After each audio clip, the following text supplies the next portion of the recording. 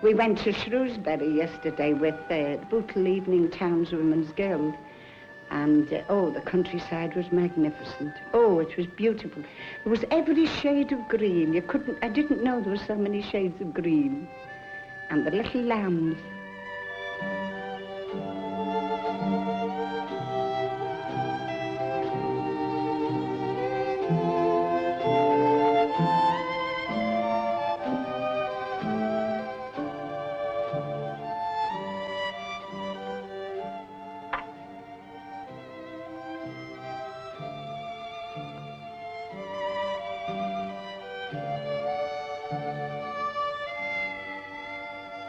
Now, it seems to me that nobody can really afford to run a stately home nowadays.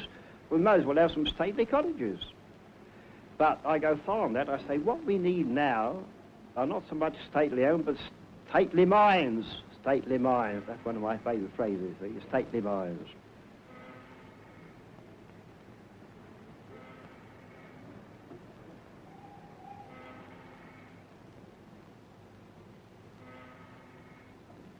Well, maybe a lot of it is because there's no father. It might be that,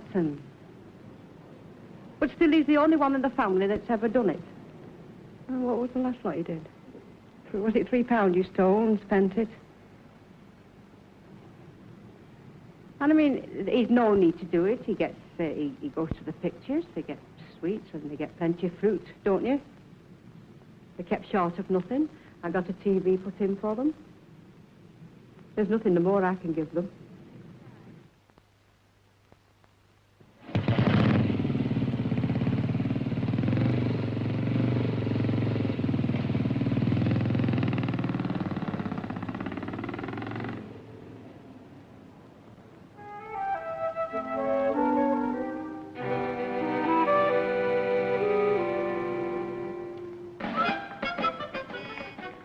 I was going on the road one day, just on my old solitary tin pot way, when suddenly round the corner come the flying squad.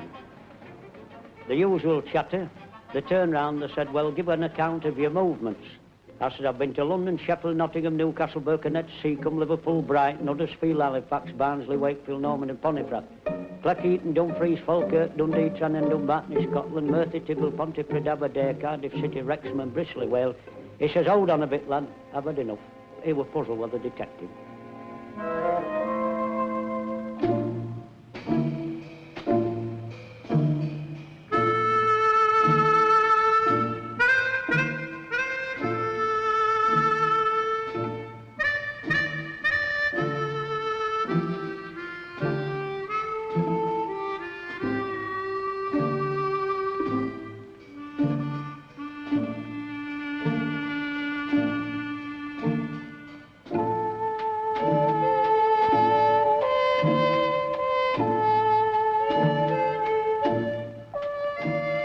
Take it by and large.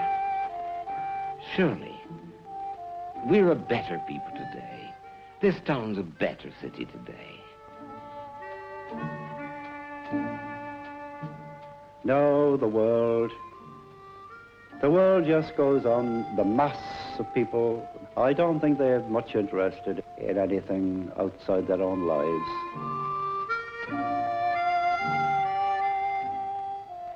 I think if I got a job and settled down, get myself tidied up, some nice clothes, I think my wife would have me back tomorrow. I was talking to a fellow the other week. He'd just come from Africa. He'd been away on a ship. And he tells me that there was over 6 million huts to let in Africa. There's that many Africans over here.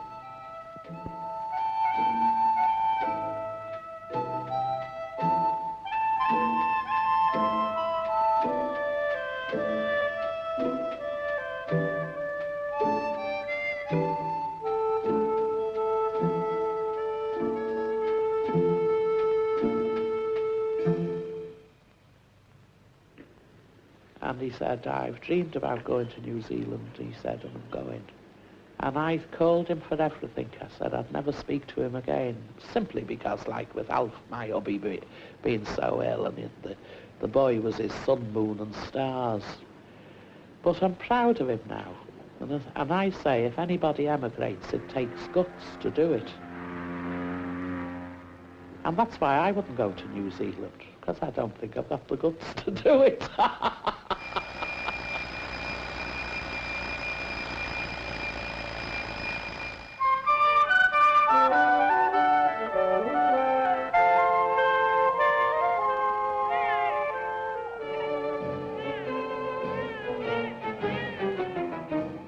Why should a man work when he has the health and strength to lie in bed?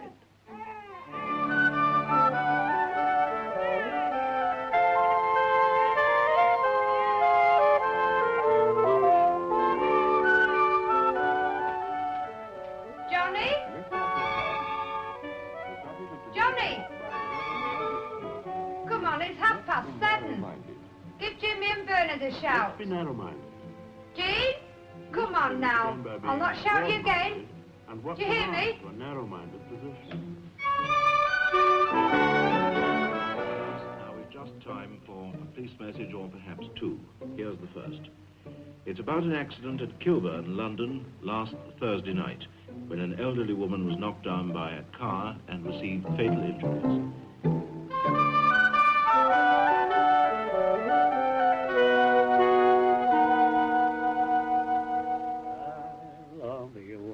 I never loved before. When first I met you on the village green, oh, come to me, my dream of love is born. I love you as I love you when you were sweet, when you were sweet. 16.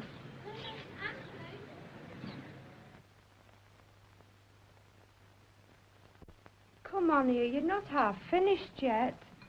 You knew you was late when I shouted you this morning. I've overslept a bit myself. Now look, it's 7:45 by the right time. That clock's not fast this morning, you know. Oh, Bernard, come on, son, hurry up. You know you've about quarter of an hour's walk to school.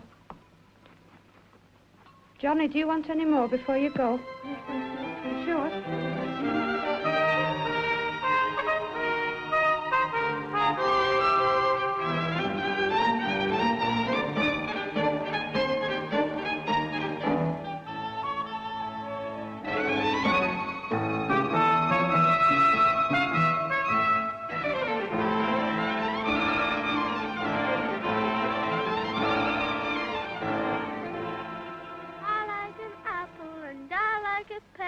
And I like a sailor with nice curly hair. Oh gee, I love him, I can't deny it. I'll be with him wherever he goes. He stands on the corner and whistles me out. He shouts, "You-wee, are you coming out?" Oh gee, I love him, I can't deny it. I'll be with him wherever he goes. He bought me a shawl of red, white, and blue, and when we got married, he tore it in two. Oh, gee, I love him, I can't deny it. I'll be with him wherever he goes.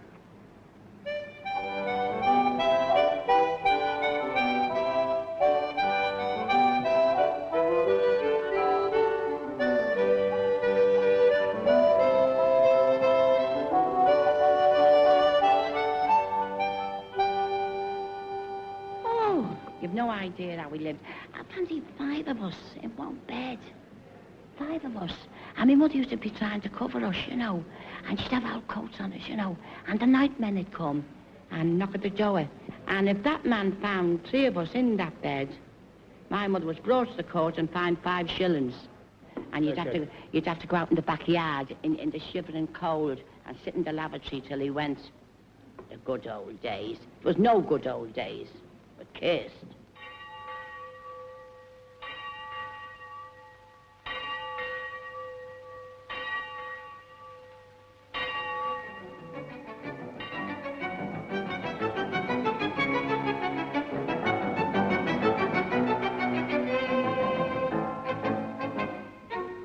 I fully think myself that education is the finest thing that ever a man could have. I've often said it, his brains and my talent could go a wrong way, if you follow me meaning.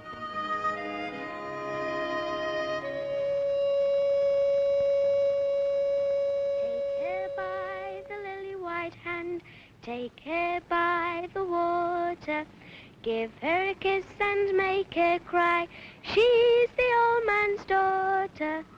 Rosie, apple of heaven order, a bunch of roses she shall wear, a lily white diamond by her side, choose the one to be your bride. Take her by the lily white hand.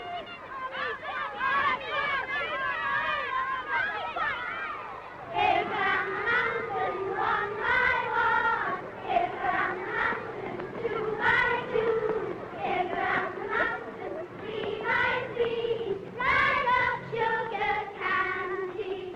Julie Claxton one by one, Julie Claxton two by two, Julie Claxton three by three, right up sugar candy. Then go Jackson one by one, then go Jackson two by two, then go Jackson three by three.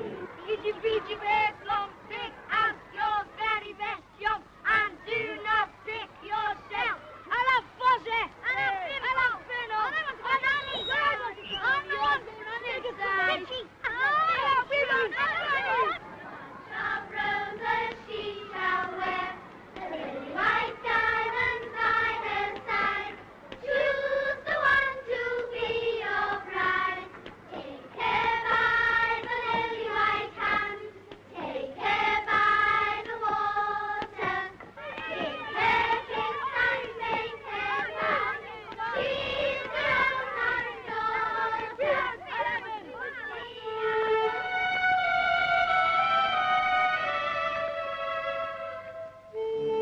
None of these going to bare feet like I went over the snow.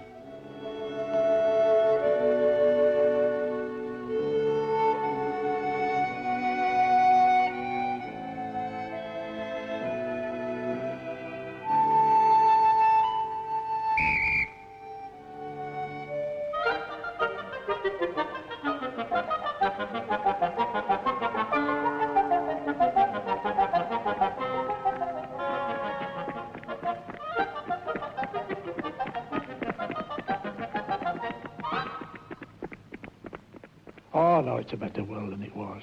I'm sure of that.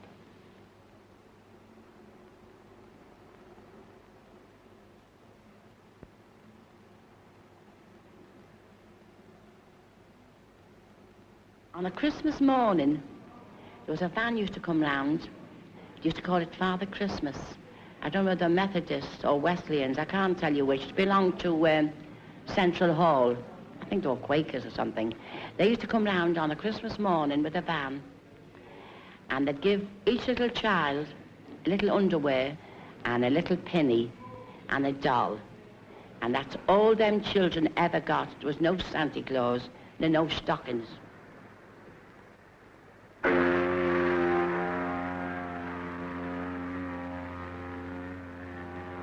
You don't think I can live on the dole at £2 a week, do you, and pay a big fat Irish landlady £3.10 board and lodge? Where's me beer money and cigarette money coming from? Where's my harem?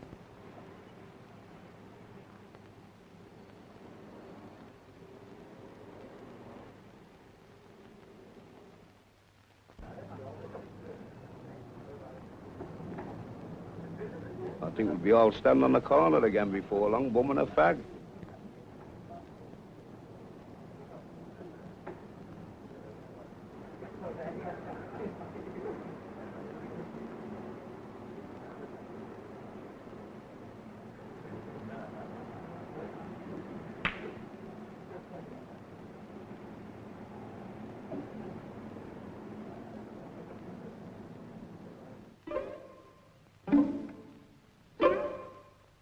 If you can see the sky through it. Sky, yes, the sky right through. With no electric light whatever. And the town hall tell me I must pay for it myself. My chimney stack was demolished on the 5th of November, 1957. I've got cats here. I've got 2 cats, a big one and a kitten. The big one's run out with flies and left me with the little one, and that's no good. Big one won't stay. It goes out. Even the cats is afraid to stay in the bloody house, and yet we've got to stay here. And the cockroaches, well, till lately, they've been eating us alive. Go to next door but one and look up to the roof, and it's a big manhole in the roof where they've got to go for the policeman the other night to get the little baby out because the ceiling was falling on it, killing it.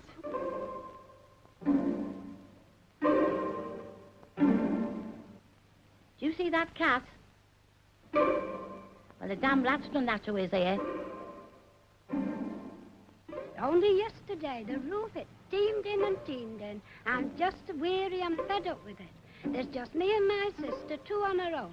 I'm 61 and she's 57, and I think it's downright shame that we should live under these conditions.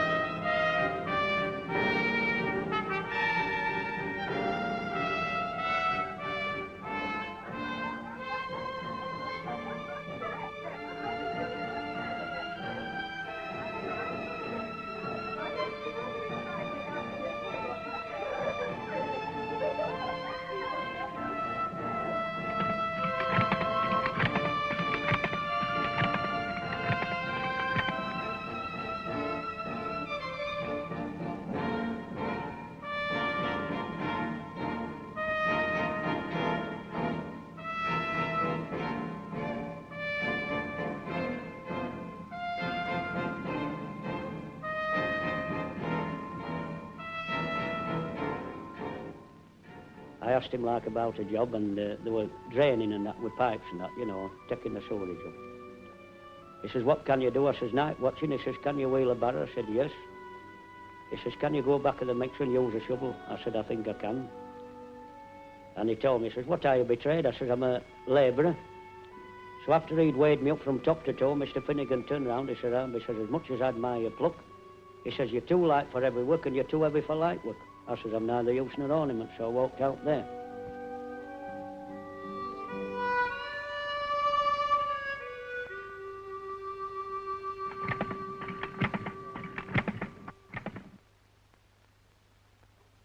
Now, that's one of my best pastimes at the public library. Get in there and see the old cronies, the one-time empire builders, trying to do the same as me, live on less than £3 a week.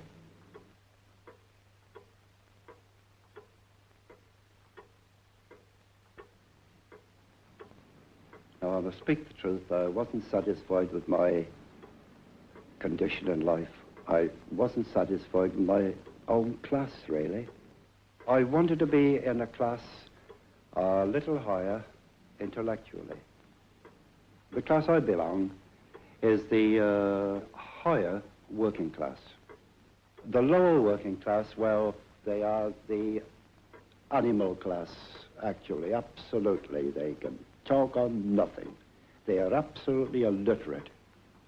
Drink, drink, drink.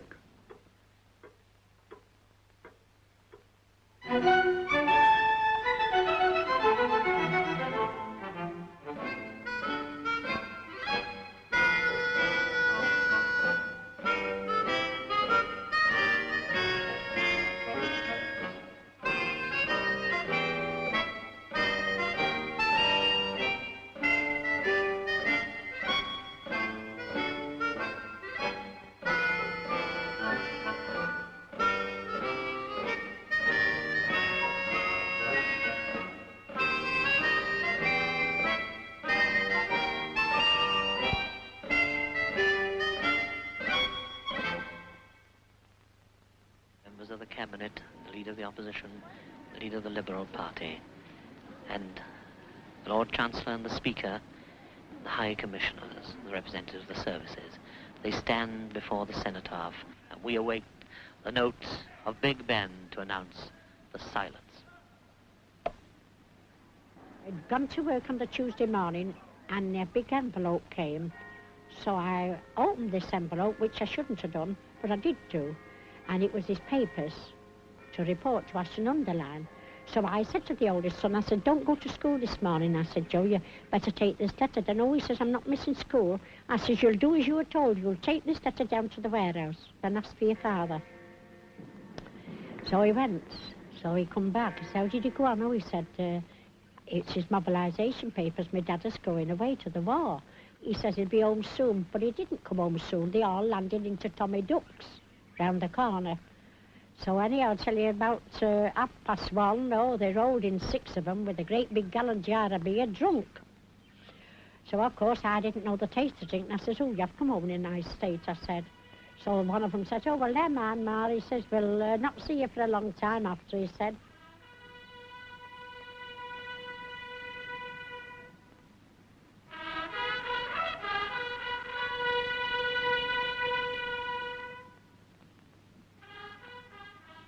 Well, anyhow, I tell you, he had a few hours sleep and they all went home.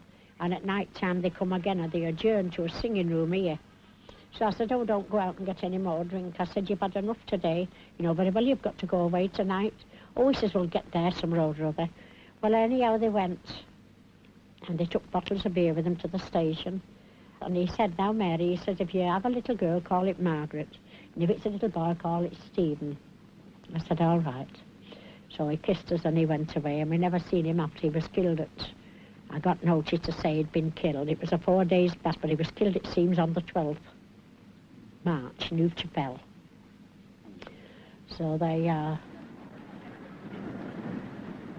the wind stirs the leaves and the flags of the cenotaph as slowly these tributes grow at the very foot of the cenotaph. There are many wreaths to be laid this morning.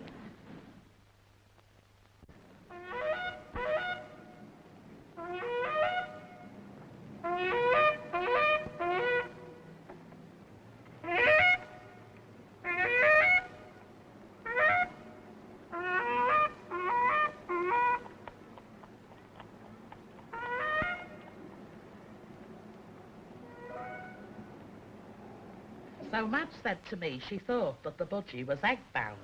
And I said, well, we'll have to do something about it, because it'll die if we don't. I said, have you got a book on budgie? She said, no. So she sent the boy out to buy a book, and we did what we could for it. So she rang me up the next day, told me there was no eggs, rang me up the next day, no eggs. So I said to her, well, you better take it to the university and have it seen to there. So she said, oh, I can't do that. She said, it says in the budgie book, you've got to keep them in the one heat. If I take it out in the cold, it'll get pneumonia and die. So anyway, she got a vet in to have a look at it. And Shep, the dog, followed her in. And he goes to the cage to get the budgie out. Opens the cage, the budgie flies out. A light's on the mat. The dog jumps on it, and no budgie. He picks it up, the vet, looks at it. He said, this budgie's not egg-bound. He said, it's got a tumour. And with that, he just threw it in the fire. So Madge says, good heavens, she says, my lads will go mad. What did you do that for? He said, well, cremation is the most hygienic thing, madam. That will be 7 and 6.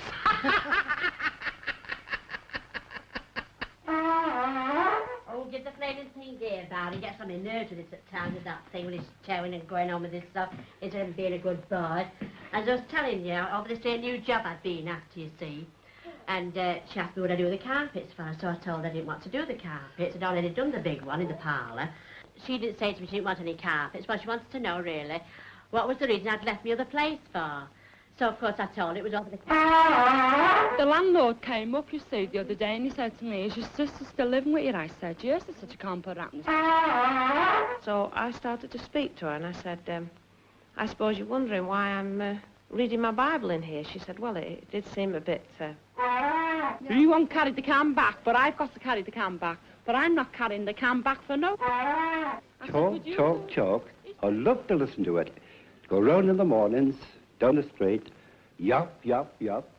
People say to me, big-hearted feeling. You won't carry the can back, but I've taken got a to carry the delight can all back. my But I'm life not carrying the can in back for giving no away. due. Talk, The talk, landlord talk. came up, you I see, love the to other day, listen and he to said it. to me...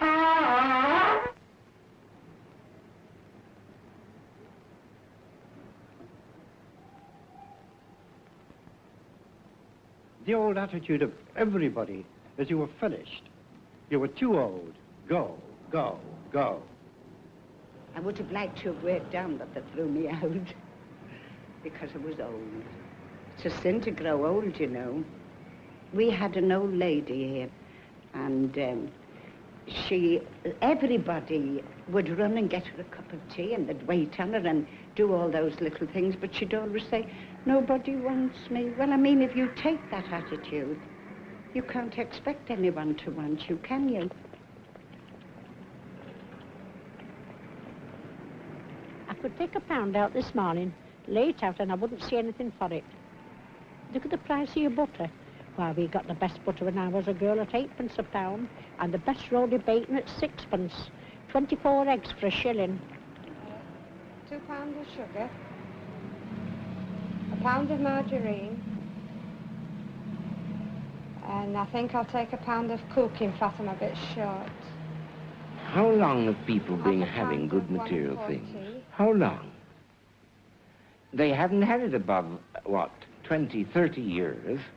This release from sheer anxiety about where the next meal was coming from. If, when the pressure is lifted, they should go a bit daft for 10 minutes, who's to blame? And who's to wonder at it?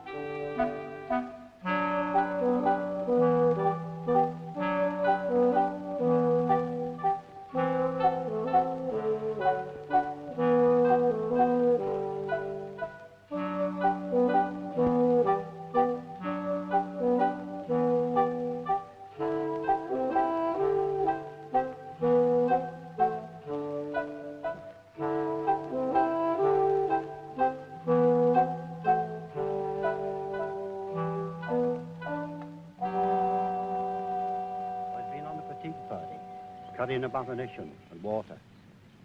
Dead and wounded were lying about, and as I lay there, a voice alongside me said, "Look, Murphy, there's a little buttercup." I said, "Well, what about it?" He said, "That must be the good seed, falling on the good ground. We must be the bad seed, falling on the rocks."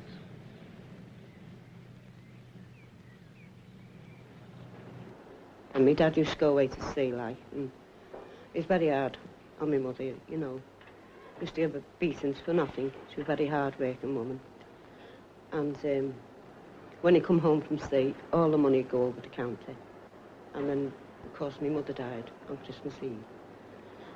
And she left me 14, a little baby, 12 months old. And another one, 4. My dad stayed with us 8 weeks. And then he got a ship and went away and left us. So of course he died after, you know. Then I had more trouble on my plate, like my husband never ever got much work. And I've had to work all my life. But thank God, God's been very good to me and his Holy Mother. It's a bit of a lousy life, taking it all around from top to toe.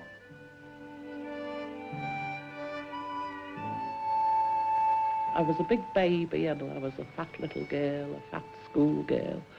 a fat young woman and now I'm a fat old woman. Happy days. We're all part of a great mass. This great mass is just split up into little bits. We're the little bits. I'm part of you, you're part of me. The agony of our time is this overhanging threat. What can you say about that? The overhanging threat of the atomic bomb.